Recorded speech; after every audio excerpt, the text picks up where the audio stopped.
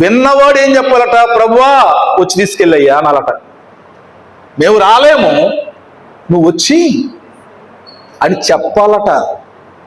అంటే యేసయ్య స్వరాన్ని ఎలాగ గుర్తుపట్టాలి నువ్వు?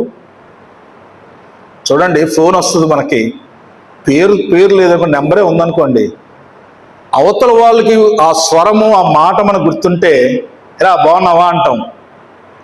పేరు అవసరం లేదు, స్వరాన్ని ఏం చేస్తాం? గుర్తుపడతాం. ఎక్కువగా మనతో మాట్లాడకుండా ఎప్పుడో 5-6 సంవత్సరాలకు ఒకసారి మాట్లాడేవాడి మాట మనం గుర్తుపట్టలేము.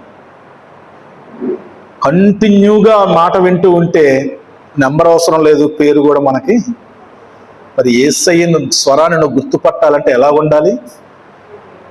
ఆయన స్వరము వింటూ వింటూ వింటూ వింటూ స్వరాన్ని నిద్రలో పిలిచినా కూడా గుర్తుపట్టేట్టు ఉండాలి. కోమాలో ఉన్న వాళ్ళు చూడండి, కొంతమంది స్వరాన్ని గుర్తుపట్టేస్తారు. నువ్వు ఎంత పిలిచినా లేవరు. ఎవరో వాళ్ళు ఇష్టపడేవాళ్ళు, రెగ్యులర్గా మాట వినేవాళ్ళు వచ్చి బాగున్నావా అంటే గుర్తుపడతారు.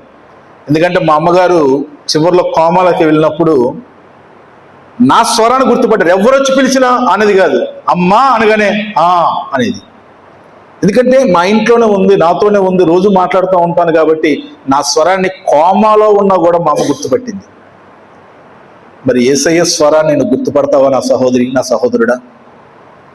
ఆయన పిలిస్తే స్వరాన్ని గుర్తుపట్టే అంత బంధము, సహవాసము నీకుందా?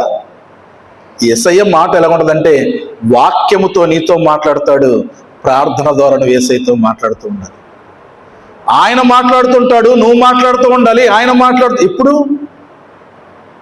నీకు వీలున్నప్పుడల్లా, నీకు కుదిరినప్పుడల్లా.